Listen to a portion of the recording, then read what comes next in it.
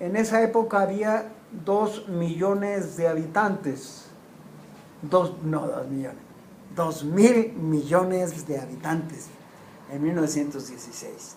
Entonces, hoy, a ver cuántos millones de habitantes hay. 7.000. Hay 7.000 millones de habitantes.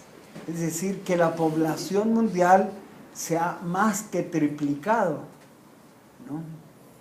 Entonces, esto ha vuelto más densos los estados.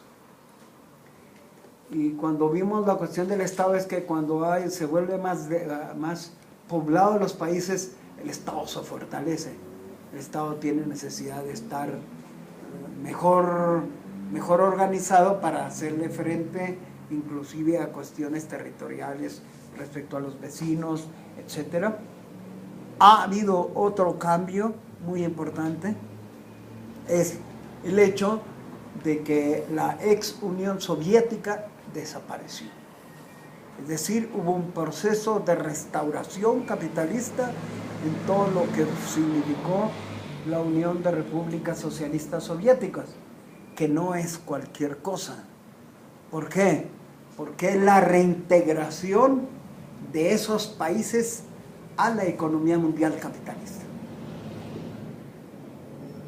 Y por supuesto, una hegemonía del capitalismo para esos países. Entonces, la revolución, hubo un proceso revolucionario, una parte en la Primera Guerra Mundial con la Revolución Rusa, hubo intentos revolucionarios que fracasaron por diferentes razones en Europa Occidental, pero cuando después de la Segunda Guerra Mundial hubo procesos revolucionarios, por ejemplo, la Unión Soviética, junto con Churchill y Roosevelt, se repartieron el mundo en los acuerdos de Yalta y Potsdam. Y entonces una parte de Europa, en la parte oriental de Europa, le correspondía al control político de parte de la burocracia soviética, y entonces extendieron una serie de medidas socialistas que había en Rusia, la extendieron a los países de Europa Oriental. Quiere decir, la mitad de Alemania, Yugoslavia lo voy a tratar por aparte, en Checoslovaquia, en Estonia, Letonia, Lituania, Polonia, etcétera, toda la parte oriental de Europa, ahí se expropió al capital. Entonces se redujo el mercado capitalista, porque no que se independicen de la economía mundial. La economía mundial es una potente realidad que se impone, y precisamente para defenderse de la economía mundial, una de las medidas principales que tomó los revolucionarios rusos es establecer el monopolio del comercio exterior. Es decir, entran y salen las mercancías, pero sobre la base de un control del Estado. Es una forma de defenderte de la economía capitalista, que puede tener mercancías más baratas y que si tú las dejas que entren, pues te dislocan toda planificación económica. Entonces, toda esa planificación, ese monopolio del comercio exterior existía en la ex Unión Soviética, en los países del este de Europa, existía en China, existe en cierta medida en Vietnam y Corea del Norte, pero en general en todos estos países se ha restaurado el capitalismo. Entonces, en ese sentido, claro, esto ni siquiera estaba considerado por Lenin. Lenin pensaba que iba a haber un proceso revolucionario inmediatamente después de la Revolución de Octubre de 1917, y que se iba a extender la revolución a Alemania, a Francia, Inglaterra, etc. Sin embargo, no pasó por falta de madurez de los partidos comunistas para dirigir la revolución, ¿no? Entonces, estos son los cambios más significativos que ha tenido el imperialismo. Lenin tiene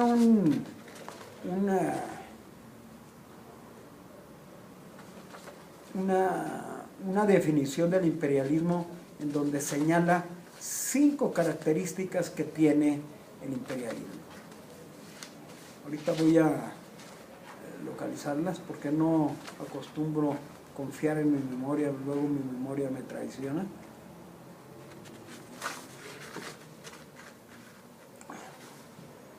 Primero, una de las características del imperialismo es la concentración de la producción y los monopolios. Es decir, que cada vez menos empresas controlan el mercado, ¿no? Y se puede hacer una referencia en cada uno de los renglones y se puede ver con nombre y apellido los monopolios que existen, por ejemplo, en la industria automotriz, en la industria llantera, en la industria química, etcétera, etcétera. Esta es una de las características del imperialismo, el hecho de la concentración de la producción y el predominio de los monopolios. Esta es una de las primeras características. Segundo, la fusión del capital bancario y el capital industrial para dar como origen al capital financiero. O sea, el control de los bancos en la nueva situación económica. Esa es la segunda característica. Tercero, la exportación de capital como una cuestión nueva que se daba en 1916. Ya no solamente se exportaban mercancías, sino era exportación de capitales. Esto se ha venido lejos de desaparecer, es un aspecto que se ha desarrollado mucho más. Por ejemplo, la exportación de capital, sobre todo en los países del sur, los países altamente industrializados respecto a los países atrasados, en forma de inversiones directas. O sea, es capital que se exporta de las metrópolis, de los centros imperialistas, a los países atrasados. Y esto ha continuado a través de un mecanismo que son los préstamos que se otorgan a través del Fondo Monetario Internacional o del Banco Mundial. Es decir, se presta a los gobiernos, claro, se presta con determinadas condiciones, etcétera, etcétera. Entonces, es una exportación de capital a los países atrasados. Y estos, a su vez, bueno, pues están obligados a comprar determinados artículos industriales de los países desarrollados. Pero además, tienen que pagar el préstamo que les dieron y tienen que pagar intereses. Entonces hay una exportación de capital de estos países hacia los países metrópolis, en forma de pago de intereses. Entonces, esta característica del imperialismo, de la exportación de capital, también sigue siendo válida. Ahora, sobre la cuestión del reparto del mundo entre las asociaciones capitalistas y además el reparto, como decía yo, en número de kilómetros, el control, esto sí ya no es esa forma en que controla el capital a los países. Es decir, ha habido independencia política, pero por ejemplo, ¿qué hizo Inglaterra? Inglaterra tuvo la independencia política de la India, pero tenía una organización regional de comercio que se llamaba el Commonwealth, una zona de influencia de la libra esterlina. Entonces incorporan a la India al Commonwealth. Entonces, aunque tenga independencia política, económicamente sigue teniendo encima al imperialismo inglés. ¿Por qué? Porque son los que le prestan, porque son los que invierten, porque son los que le compran, etc. Hay un control económico sobre los países. Es decir, se sustituyó la independencia política y el control territorial, se sustituyó el dominio colonial con el control a través de otros mecanismos de estos países, como son la cuestión del comercio y como son la cuestión de las inversiones. Y lo que sí efectivamente cambió es el reparto del mundo entre las grandes potencias. Pero las otras características que he señalado sí siguen siendo válidas. Hay que hacer también algunos otros ajustes. Por ejemplo, es evidente que la burguesía trata de organizarse regionalmente. Por ejemplo, la burguesía norteamericana tiene el plan a través del Telecan, o sea, el Tratado de Libre Comercio entre Estados Unidos, Canadá y México. Hay una zona de libre comercio. Y en donde evidentemente es una, ahora que vino Obama, Fisgón sacó una buena caricatura, porque decía, somos iguales, somos socios, etcétera, ¿no?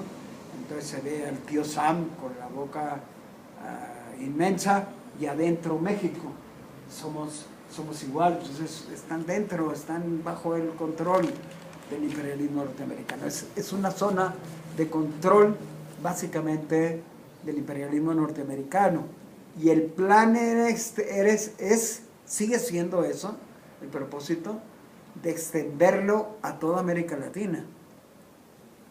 Pero por lo pronto es una zona de libre comercio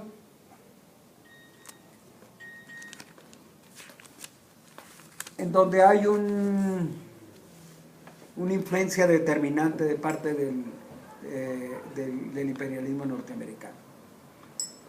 Y en el caso del sudeste asiático, bueno, antes voy a tocar otro asunto que es más claro, que es el caso de la Unión Europea. De la misma manera que el Tratado de Libre Comercio México, Estados Unidos, Canadá, lo que se pretende a través de estas zonas de libre comercio es volver más intensa la circulación de mercancías, explotar mucho mejor los mercados.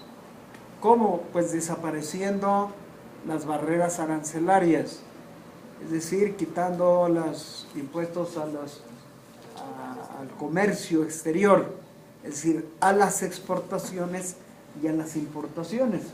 De esa manera pretenden hacer una explotación intensa de ese mercado.